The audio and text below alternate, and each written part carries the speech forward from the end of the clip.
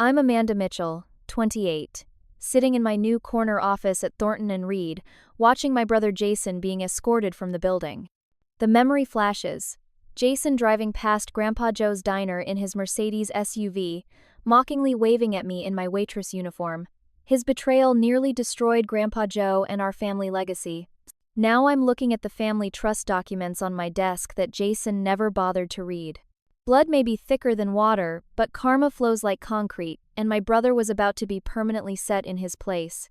If you're watching this from a place where family loyalty has been tested, you know that feeling. Before I continue this journey of betrayal and justice, take a second to hit like and subscribe. I'd love to know where you're watching from. Drop your city in the comments. Ready to see how serving pancakes prepared me to serve the perfect revenge? Let's dive in.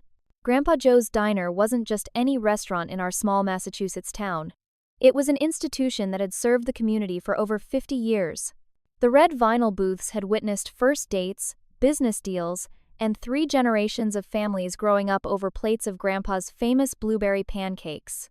The vintage Coca-Cola clock that hung above the counter had ticked through economic booms and recessions, but the diner had remained, steady as Grandpa himself. My alarm would go off at 4:30 a.m., and I'd be at the diner by 5, prepping for the morning rush. I'd start the industrial coffee makers, chop vegetables for the omelets, and mix the pancake batter from Grandpa's secret recipe. By 6 a.m., I'd flip the sign to open, welcoming the early birds, truck drivers, factory workers, and teachers heading to school. There was comfort in the routine, in knowing exactly what needed to be done and how to do it well. My brother Jason, 4 years my senior at 32, had a very different morning routine. He'd wake up in his luxury condo in downtown Boston, put on one of his tailored suits, and drive his Mercedes SUV to the prestigious law firm of Caldwell and Princeton, where he was building his reputation as a corporate attorney. Harvard Law graduate, on track to becoming the youngest partner in the firm's history, he embodied success by conventional standards. Our parents died in a car accident when I was 22 and Jason was 26. It was a rainy night. A truck driver fell asleep at the wheel, and our world collapsed in an instant. Grandpa Joe had already raised us once after our mom, his daughter, divorced our father when we were young. Now, in his 70s, he stepped up again, becoming our rock when we needed one most. He had used his retirement fund to put Jason through college and law school. An investment in the future, he called it. Jason had always been brilliant, ambitious, and Grandpa saw those qualities as worthy of nurturing, even at personal cost. When I graduated with my English literature degree just before our parents' accident, I had been planning to apply to law school myself. "Just help me with the diner for a year," Grandpa Joe had asked after the funeral. "Get me through this rough patch with my arthritis, and then I'll help you with law school like I did for Jason." His eyes had been tired but sincere, and I couldn't say no. 1 year turned into 2, then 3, as his health deteriorated. Rheumatoid arthritis made his hands curl and swell. Then came the heart problems, the high blood pressure, the early signs of kidney failure. I found meaning in the work, though. There was Mrs. Patterson, an 82-year-old widow who came in every morning for 1 egg rye toast and endless conversation. The construction crew from the residential development who left generous tips and always cleaned up their table before leaving. The high school English teacher who graded papers in the corner booth and occasionally asked my opinion on student essays, remembering my literature background. Then there were Jason's visits. He'd come by every Sunday, ostensibly to check on Grandpa Joe. Over time, his demeanor changed from mildly distracted to openly condescending. "Still serving eggs, sis?" he'd ask, glancing at his Rolex. "When are you going to do something with your potential?"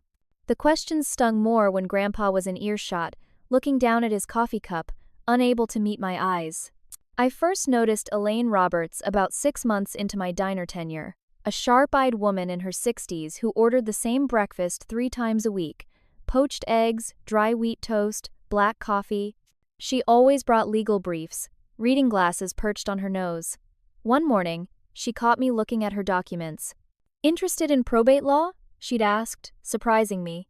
"I was considering law school once," I admitted, refilling her coffee. "Was?" She raised an eyebrow, studying me with newfound interest. That conversation would eventually change everything, though I couldn't have known it then.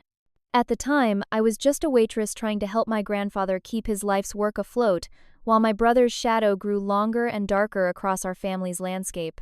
Jason's career at Caldwell and Princeton progressed rapidly. Junior associate to senior associate in record time.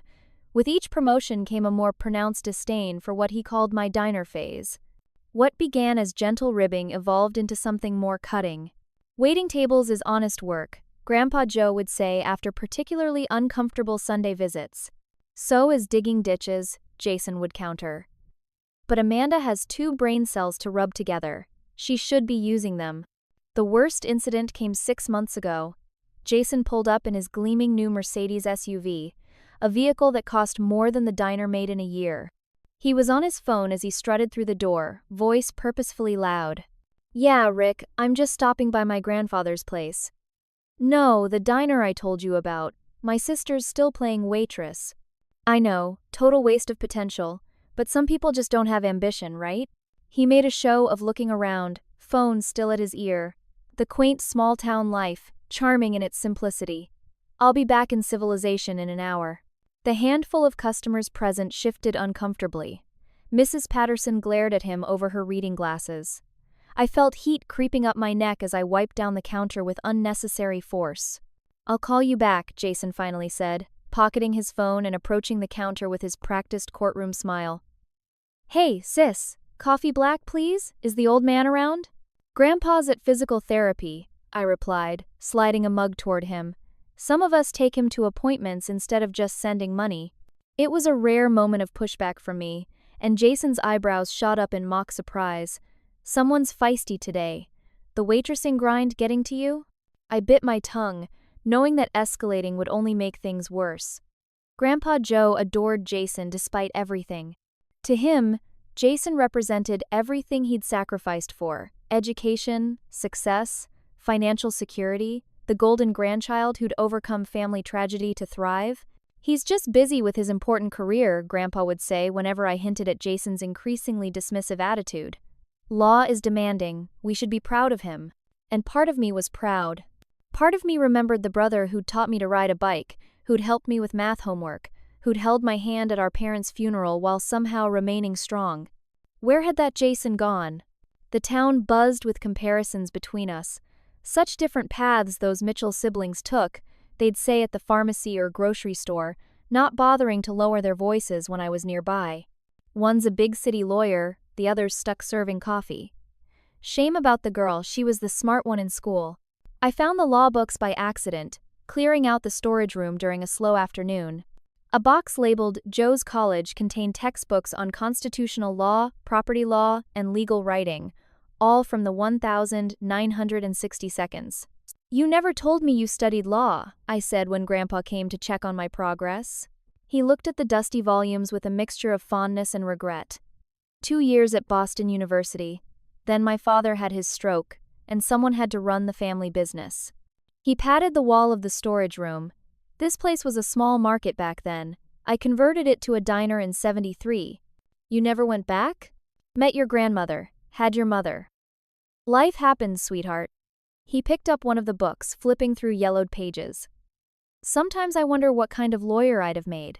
I started reading those books at night after closing, sitting at the counter with a cup of tea, absorbing the formal language of the law. It felt like discovering a secret language, one that connected me to a grandfather I'd never fully known and a path I'd temporarily abandoned. Elaine caught me one evening as I was locking up, the property law book under my arm. "Light reading?" she asked, eyebrow raised. I explained about finding Grandpa's books, about my deferred law school plans. "I could help you prepare for the LSAT," she offered casually. "I taught bar prep courses for years before retiring. I don't even know when I'd have time to study," I laughed. "There's always time for what matters, Amanda." When Jason discovered my late-night studies, his mockery reached new heights. "Playing lawyer now, sis?" he asked during a Sunday visit, picking up one of Grandpa's books. "Leave the real work to those of us who didn't choose to be career waitresses." The way he said career waitresses made it sound like a terminal diagnosis. I snatched the book back. "Some of us honor our commitments," I said quietly. "And some of us move forward," he replied, car keys already in hand, eager to return to his real life. The call came at 5:37 a.m. on a Tuesday. Grandpa Joe had collapsed while getting ready for the day. By the time I reached the hospital, they had stabilized him, but the cardiologist was using terms like significant blockage and possible valve replacement. "We need to monitor him closely," Dr. Reynolds explained. "His heart is working too hard. Has he been under unusual stress lately?" I thought about the diner's declining profits, about Jason's Sunday visits, about the way Grandpa pushed himself to keep working despite his pain. "Yes," I said simply, "too much." With Grandpa admitted for at least a week of tests and observation, I needed to organize his affairs. His medicine schedule, upcoming appointments, bills that would need paying.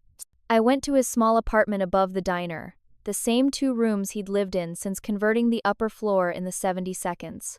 His desk was a chaotic collection of paperwork, receipts, and newspaper clippings. I started sorting it all into manageable piles when I found the first troubling document, a second mortgage on the diner taken out 6 months earlier.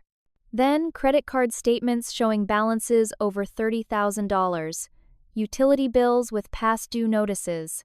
Most concerning was a thick envelope with the letterhead of Caldwell and Princeton, Jason's firm. Inside were dense legal documents regarding Mitchell Family Trust Administration. I recognized Jason's signature on several pages, along with what appeared to be Grandpa Joe's shaky handwriting on others. I brought the folder with me when I visited the hospital that afternoon. Jason was already there, standing at the foot of Grandpa's bed in his tailored suit, scrolling through emails on his phone. "What's this?" I asked, holding up the folder after greeting Grandpa. Jason's eyes narrowed slightly. "Where did you get that?" "Grandpa's desk. I'm organizing his paperwork while he's here." I opened the folder. "Why is your firm handling family trust matters that I've never heard about?" "Legal matters are over your head," Jason said dismissively. "Focus on serving coffee. That's what you're good at." Amanda, Grandpa Joe, interjected weakly from the bed. "There's nothing to worry about. Jason's taking care of everything." "What exactly is everything?" I pressed. Grandpa sighed, looking suddenly every one of his 78 years. "Your parents left a trust. Property, investments, insurance money. It was meant for both your educations and my retirement." "A trust? Why am I just hearing about this now?" "Jason was named trustee," Grandpa continued. "Because of his legal background, he's managing it properly." "Can I see the full documentation?" I asked Jason. "It's complex legal material," he replied, not meeting my eyes. "You wouldn't understand the terms." "Try me. I'll have my assistant send copies," he said, clearly having no intention of doing so. "Now, can we focus on Grandpa's health instead of your sudden interest in family finances?" I noticed Elaine in the hallway outside Grandpa's room. She often represented elderly clients at this hospital. She nodded slightly in acknowledgement as our eyes met through the glass. That night, I barely slept, using Grandpa's ancient desktop computer to research family trusts. The next morning, as I was opening the diner alone, Jason pulled up in his SUV. He rolled down the window instead of coming inside. "I'm heading back to Boston. Call me if there's any change in his condition." "What about the trust documents you promised to send?" He sighed dramatically. "Amanda, some of us were meant for success. Accept your place in the world. The waitress and the lawyer, it's just how things worked out." As he drove away, I felt something shift inside me. The dutiful sister who accepted her brother's condescension was gone. In her place stood someone with questions that demanded answers. Have you ever had that moment when something just clicks? When all those little things that bothered you suddenly form a clear pattern? That's what happened when Elaine and I sat down with the few trust documents I'd found in Grandpa's desk. We were in her modest home office, surrounded by law books that made Grandpa's collection look like a children's library. "Jason's been draining the trust," Elaine said bluntly after reviewing the quarterly statements. "These distributions to maintenance accounts, they're going directly to him." "How can you tell?" "Look at the routing numbers," she pointed. "That's his personal account. I recognize it from when he made a donation to my legal aid clinic, made sure everyone knew about that $5,000. I felt sick. How much has he taken? Without the full documentation, I can't be certain, but based on these statements, at least $400,000 over the past 3 years. The magnitude stunned me. While I'd been serving pancakes and worrying about Grandpa's medical bills, my brother had been systematically looting our family's legacy. I don't understand how he got control. Wouldn't my parents have made both of us beneficiaries? They did, Elaine confirmed, pointing to a paragraph. Equal beneficiaries, but Jason was named sole trustee because of his financial acumen and legal training. That's direct from the document. Can we stop him? With enough evidence, yes. But we need complete records. The next weeks became a careful ballet of working at the diner, visiting Grandpa, and secretly building our case. I took extra shifts to pay for legal records requests. Elaine called in favors from former colleagues to access trust filings. We discovered that Jason had convinced Grandpa Joe to sign amendments to the trust while heavily medicated after a previous hospital stay. Your brother has violated his fiduciary duty, Elaine explained. He's used his position of trust for personal gain. And what gain it was! The Louis Vuitton briefcase, the Rolex watch, the Boston Harbor condo, the European vacations documented on his social media. All funded by money meant for our family's security. Each discovery felt like another betrayal. I'd look at photos of us as children, Jason giving me a piggyback ride, teaching me to throw a baseball, helping me with homework, and wonder how we'd ended up here. Meanwhile, Jason's mockery continued, perhaps even intensified, as if he sensed a shift in my demeanor. He brought partners from his firm to the diner one Sunday, making a show of introducing me. My sister, the waitress, he announced, as if presenting an exotic specimen. Amanda never quite found her calling in the professional world, but she makes a mean stack of pancakes. His colleagues laughed politely while I refilled their coffee cups. Family charity case, I overheard him say as I walked away. Some people just can't rise above their station. That night, Elaine suggested I take the LSAT. You've been studying law books for months, she said. You have a literature degree. Your analytical skills are sharp. Why not? I can barely keep the diner running and visit Grandpa, I protested. When would I study? You already are studying. I've watched you read case law while waiting for muffins to bake. She had a point. I'd been absorbing legal knowledge like a sponge, finding unexpected comfort in its structure and logic. I registered for the next available test date, just 6 weeks away. Studying became my secret refuge. I'd hide LSAT prep books under the counter, reviewing logic games during slow periods. I'd listen to law school podcasts while prepping vegetables. I'd take practice tests in the kitchen after closing, racing against the timer while surrounded by the scent of fresh-baked bread. The morning of the test, I woke up after just 3 hours of sleep. A burst pipe at the diner had kept me there until 2 a.m. I drove to the testing center with hands that smelled of bleach and coffee, wondering if I was making a fool of myself. When Jason found out I'd taken the LSAT, his reaction was predictably derisive. Adorable, he laughed during his next Sunday visit. Next you'll tell me you're applying to Harvard. I just poured his coffee and kept my secret close, like the LSAT score that had arrived that morning, 175 out of 180, placing me in the 99th percentile of test takers. I know what you're thinking. Everyone has their breaking point, and mine was long overdue. Between Jason's mockery and the growing evidence of his betrayal, I could have lashed out. But sometimes the best revenge isn't a dish served cold, it's one that's been carefully prepared, ingredient by ingredient, until it's absolutely perfect. And I was just getting started on the recipe. The acceptance letter from Boston University Law School arrived with a scholarship offer that covered 80% of tuition. I stood in Grandpa Joe's hospital room, hands trembling as I read it aloud to him. His health had stabilized, but the doctors recommended against returning to work. I can't leave you in the diner, I said, even as my heart raced at the opportunity. You absolutely can, Grandpa insisted. I've already talked to Katie about managing the place. Katie Donovan had been our most reliable waitress for years. She'd mentioned wanting more responsibility, but I never thought it would happen like this. But the money? The scholarship helps, Grandpa said. And I've been saving a little. Not much, but enough to get you started. I didn't tell him that Elaine had helped me secure emergency student loans, or that I planned to continue working morning shifts at the diner. Some burdens didn't need sharing. I began classes that fall, in the same halls where Grandpa Joe had once studied before family obligations pulled him away. The symmetry wasn't lost on me. I'd work at the diner from 5 a.m. until noon, attend classes from 1 p.m. until 7 p.m., then study until 3 a.m. before catching a few hours of sleep and starting again. Jason's reaction to my law school acceptance was a masterclass in condescension. BU Law? Well, I suppose it's better than community college, he said during a rare visit to Grandpa in rehabilitation. Though I doubt it'll lead to much. Law is about connections, sis, not just degrees. I smiled tightly and changed the subject. Let him believe what he wanted. The first year of law school was a blur of case briefs, Socratic method questioning, and endless cups of coffee. I lost 15 pounds and gained shadows under my eyes that no concealer could hide. But in that crucible, I discovered a passion and aptitude for the law that surprised even Elaine.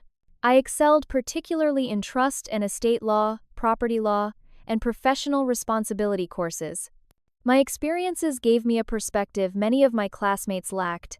I understood the human cost behind legal abstractions.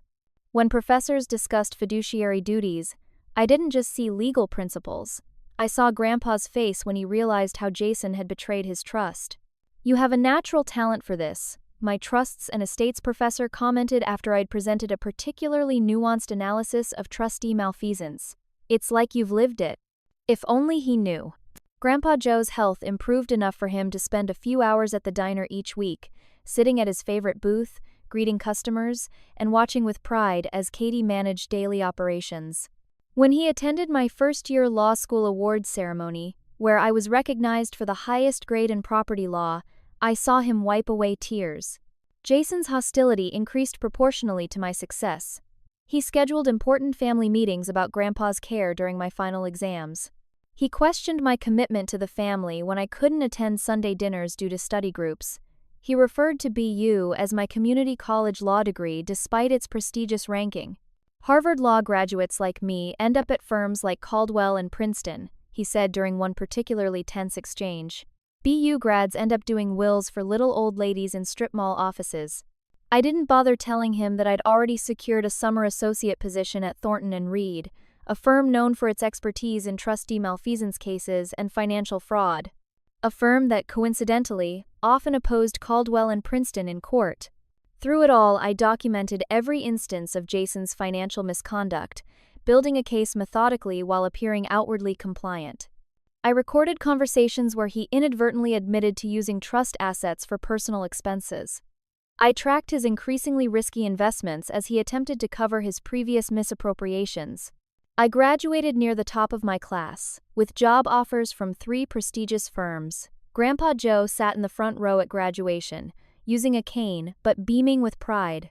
Jason attended too, though he spent most of the ceremony checking emails on his phone. A law degree is nothing without connections, he told me afterward, eyeing my honors cords with barely disguised jealousy. Enjoy your ambulance-chasing career. What he didn't know was that I'd already accepted Thornton & Reed's offer, where I would be working directly with their financial malfeasance and trustee misconduct division. The very division that had brought down several attorneys from his firm in recent years.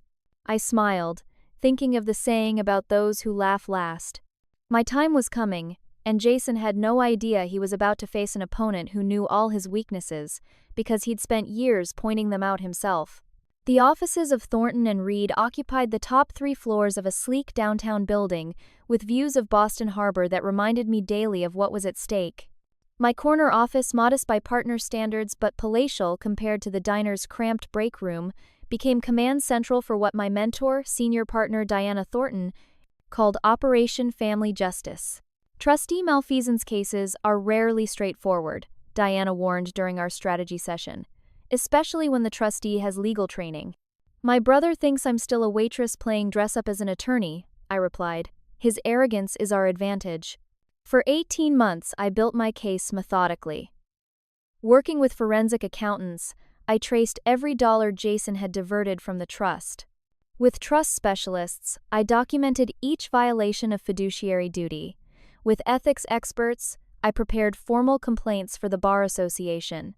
Meanwhile, the diner thrived under Katie's management, with my legal salary providing the financial stability Grandpa Joe had lacked for years. We renovated the kitchen, updated the menu, and hired adequate staff. For the first time in decades, Grandpa could simply enjoy the business he'd built rather than being crushed by its demands. His health stabilized with proper medical care I could now afford. The cardiac specialist, the rheumatologist, the physical therapist, all working together to improve his quality of life. Watching him sit at the counter, joking with customers without the strain of financial worry on his face, was worth every all-nighter I'd pulled through law school. Jason's financial decisions grew increasingly reckless as he attempted to cover previous misappropriations. He borrowed against his condo. He took out personal loans at predatory interest rates. He made high-risk investments that promised quick returns but delivered devastating losses. "He's digging himself deeper," noted our financial forensic expert, reviewing Jason's latest desperate maneuvers. Classic pattern of someone trying to fix fraud with more fraud. I cultivated relationships with ethics board members through legitimate professional channels, CLE presentations, bar association committees, pro bono projects. When the time came to file our complaint, these wouldn't be faceless bureaucrats but colleagues familiar with my professional integrity. After nearly 2 years of preparation, my team and I gathered for a final strategy review. The conference room table was covered with evidence binders, financial records, and legal briefs. Diana reviewed our case point by point. "The evidence is overwhelming," she concluded. Trust fund misappropriation exceeding $1.2 million. Multiple violations of fiduciary duty. Exploitation of an elderly family member. Fraudulent documentation. The question isn't whether we'll win, but how completely. "What about the emotional cost?" asked Elaine, who had joined Thornton and Reed as a consultant on the case. "This will destroy your brother's career, possibly lead to criminal charges." The question hit me harder than expected. Despite everything, part of me still remembered the brother who'd taught me to ride a bike, who'd stayed up all night helping me with calculus homework, who'd held my hand at our parents' funeral. "I've thought about that," I admitted. "But this isn't about revenge. It's about justice for Grandpa Joe, about protecting what our parents intended for our family." I visited Grandpa at the diner that evening, sitting in his usual booth as the dinner rush wound down. "I need to tell you something," I began, explaining in careful terms what Jason had done and what I planned to do about it. Grandpa was quiet for a long time, tracing patterns in the condensation on his water glass. Finally, he looked up, eyes clear and sad. "I always knew more than I let on," he confessed. "Suspected, at least. The way he'd avoid direct questions about the trust. The luxury purchases on a salary that shouldn't have supported them. Why didn't you say anything? He's my grandson. I kept hoping he'd course correct on his own." Grandpa reached across the table to take my hand, but true family doesn't steal from each other, Amanda. Do what needs to be done. 2 days later, the partners at Thornton and Reed officially approved taking the case pro bono, an unusual move that reflected both the egregious nature of Jason's misconduct and the firm's commitment to elder financial protection. Jason made his final visit to the diner that Sunday, unusually animated as he slid into his regular booth. "Big news," he announced, not bothering to ask about Grandpa's health first. "I'm being considered for partnership at Caldwell and Princeton, youngest in firm history." "Congratulations," I said, pouring his coffee as I'd done hundreds of times before. "I'd invite you to the celebration, but waitresses aren't welcome in those circles," he added with a smirk. "Though I suppose you could cater it." I smiled, thinking of the legal papers being finalized that very morning. "I'm sure it will be quite the event," I said. "Some celebrations are more memorable than others." He had no idea that by this time next week, his partnership dreams would be replaced by a fight for his professional survival, and I would no longer be the sister serving coffee, but the attorney delivering consequences. The papers were served to Jason at precisely 10:17 a.m. on a Tuesday morning, in the conference room of Caldwell and Princeton, during a meeting with senior partners. I wasn't present, but our process server described the color draining from my brother's face as he realized what he was reading: a formal ethics complaint to the Massachusetts Bar Association, accompanied by a civil action for breach of fiduciary duty, fraud, elder financial abuse, and conversion of trust assets. The emergency hearing was scheduled for the following Monday, giving Jason and his hastily assembled defense team minimal time to prepare. I spent the weekend with our litigation team, reviewing every detail, anticipating every possible defense. "He'll try to paint you as a jealous sibling," Diana predicted during our final prep session, resentful of his success, vindictive over perceived slights. "Let him," I replied. "The financial records tell the true story." The courtroom was tense as we took our places. Jason sat with 3 attorneys from his firm, all looking grave. When he saw me enter with Diana and our team, his expression morphed from concern to disbelief, then to fury. "What the hell is this?" he hissed as I passed his table. "Some kind of joke?" I met his eyes calmly. "No joke, Jason. Just accountability." Judge Eleanor Martinez called the court to order, her reputation for zero tolerance of financial exploitation preceding her. She reviewed the preliminary filings with a furrowed brow before addressing the room. "I've rarely seen allegations this severe against a member of the bar," she noted. "Mr. Mitchell, you understand the gravity of these claims?" Jason's lead counsel, Martin Winters, stood. "We do, Your Honor, and we categorically deny them. These are vindictive fabrications from a resentful sister who—" "Save the characterizations for your briefs, Counselor," Judge Martinez interrupted. "Let's begin with the financial evidence." For 3 hours, our forensic accountant methodically laid out Jason's systematic looting of the family trust. The luxury purchases, the unauthorized transfers, the falsified documentation. With each new revelation, Jason seemed to physically shrink in his chair. When it was my turn to present, I approached the podium with the calm certainty that comes from absolute preparation. "Your Honor, this case isn't merely about numbers on spreadsheets, it's about a sacred responsibility betrayed. As trustee, my brother had one duty: to protect our family's legacy for its intended beneficiaries. Instead, he treated that legacy as his personal ATM. Jason's procedural objections grew increasingly desperate as the evidence mounted. When Judge Martinez overruled his 4th consecutive objection, a representative from his firm whispered something in his ear that made his face pale.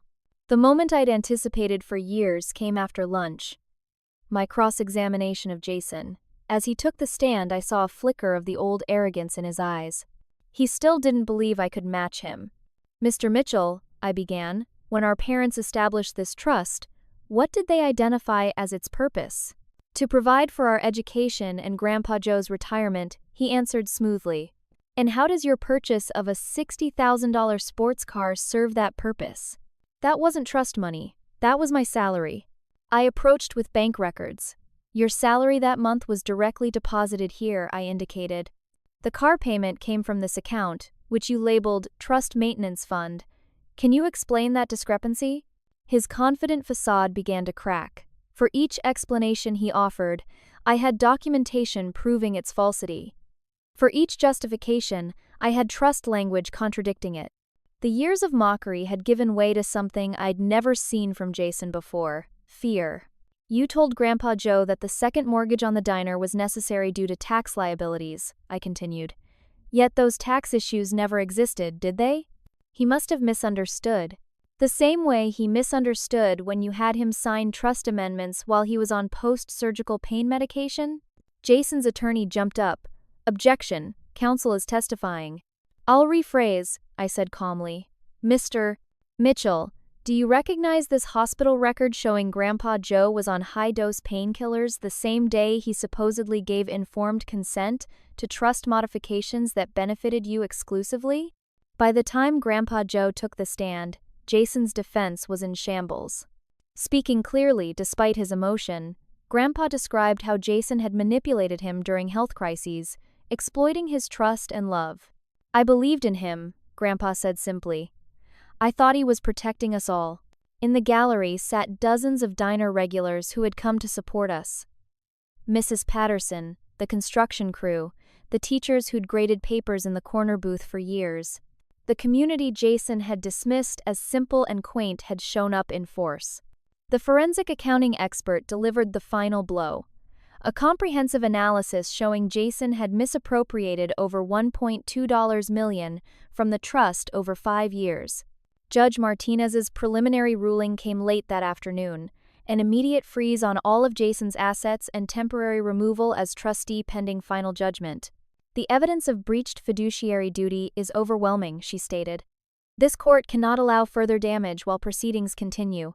Outside the courtroom, Jason confronted me in the hallway, his face contorted with rage and humiliation. "You've always been pathetic," he spat. "Playing the victim, making everyone feel sorry for poor Amanda." I looked at my brother, really looked at him, perhaps for the first time in years. The designer suit couldn't hide the desperate man beneath. "No," I replied quietly. "I've been patient. There's a difference." Jason's termination letter from Caldwell and Princeton was delivered during the ethics board meeting 2 weeks later. I wasn't present, but I heard later that he'd sat stone-faced as the board chair read aloud the extensive findings of professional misconduct. The final court judgment was comprehensive. Full accounting of all misappropriated funds, immediate removal as trustee, disgorgement of all assets purchased with trust money, and referral to the district attorney's office for possible criminal charges. The luxury condo with harbor views, the sports car, the watches and designer suits, all seized and liquidated to restore the trust. Jason's professional reputation, built over a decade of networking and strategic career moves, disintegrated overnight. Legal blogs and industry newsletters covered the case extensively, using terms like egregious breach and shocking betrayal of fiduciary duty. Meanwhile, my reputation at Thornton and Reed soared. What began as a personal mission had demonstrated my skills in complex trust litigation and financial forensics. Senior partners who had initially viewed my background with skepticism now saw it as an asset. "You understand both sides of elder financial abuse," Diana noted during my performance review. "The legal complexities and the human cost. That's rare and valuable." With the trust properly administered for the first time in years, Grandpa Joe's retirement was finally secure. We used recovered funds to completely renovate the diner, addressing decades of deferred maintenance.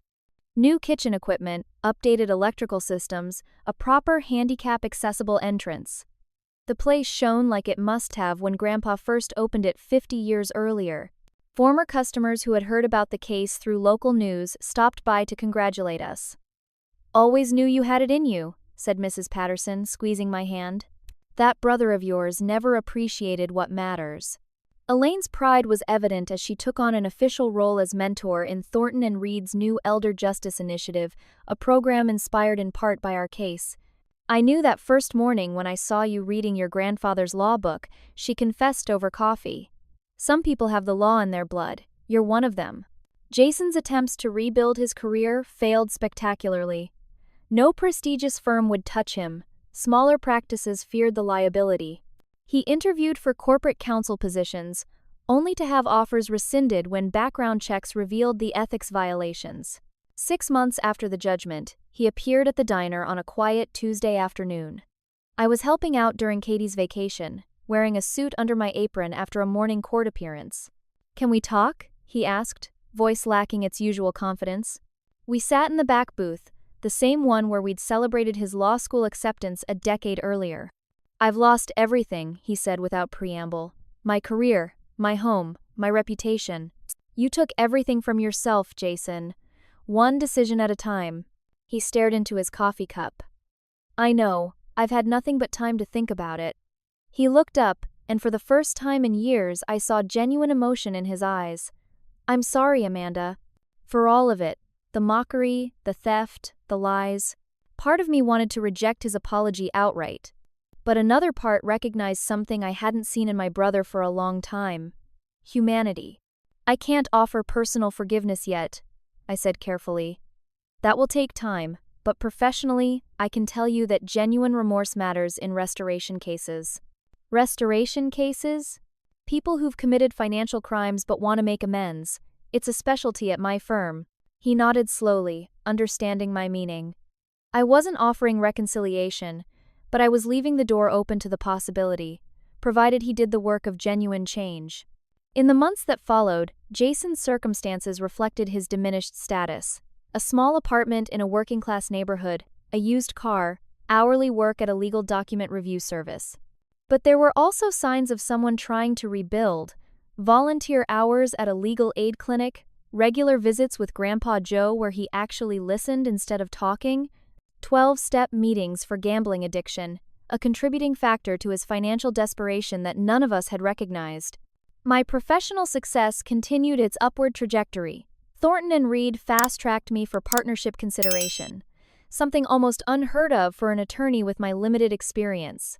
My specialty in trustee misconduct cases grew, with clients specifically requesting the attorney who understands both sides. Grandpa Joe's health improved dramatically with reduced stress and proper care. He still spent time at the diner, but as the beloved founder rather than the overworked owner.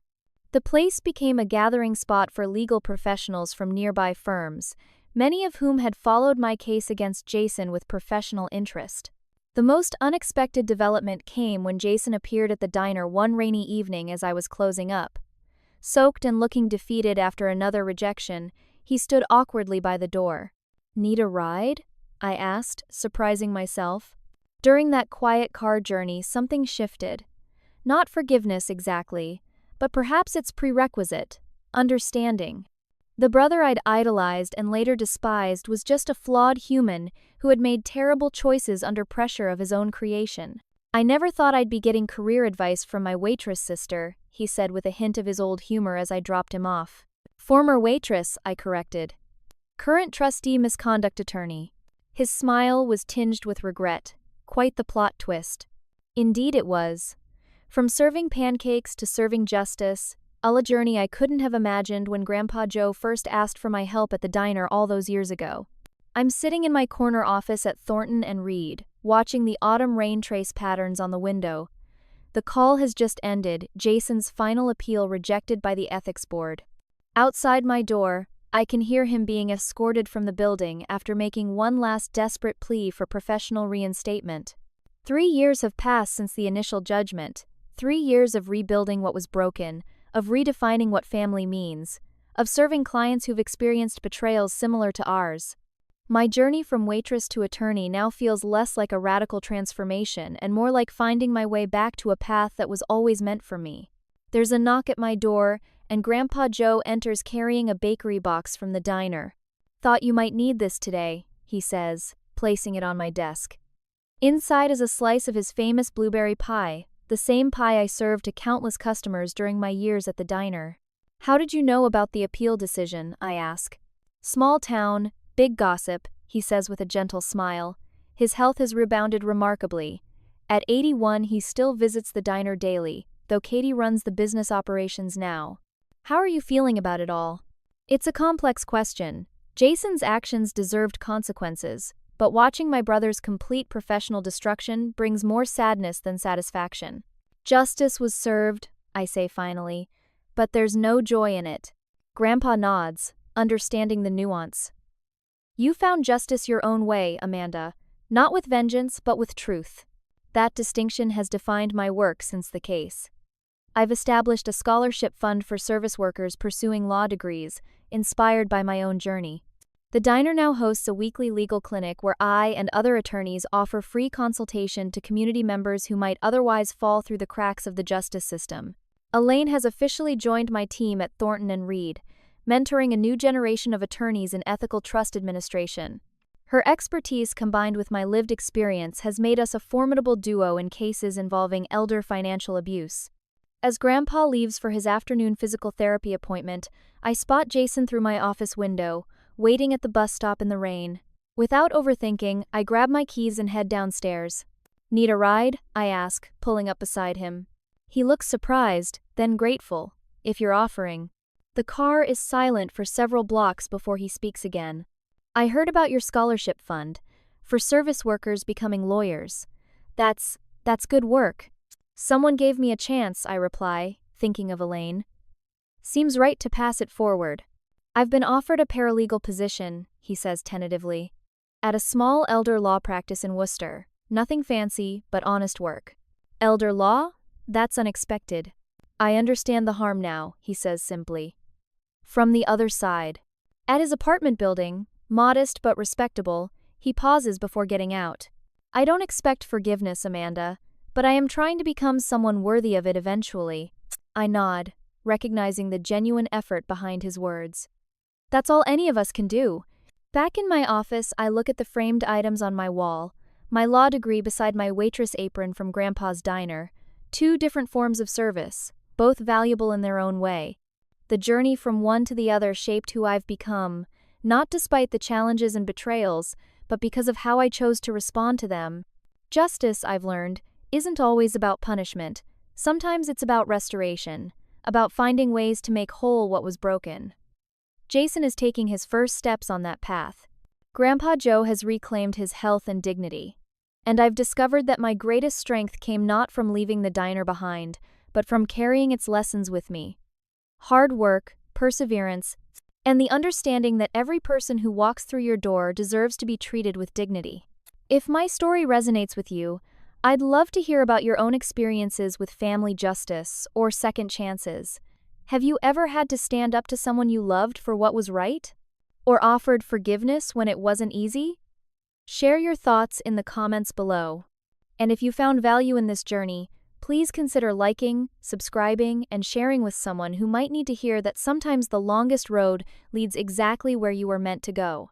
Thank you for being part of this chapter of my story. I'm grateful for each of you walking this path alongside me.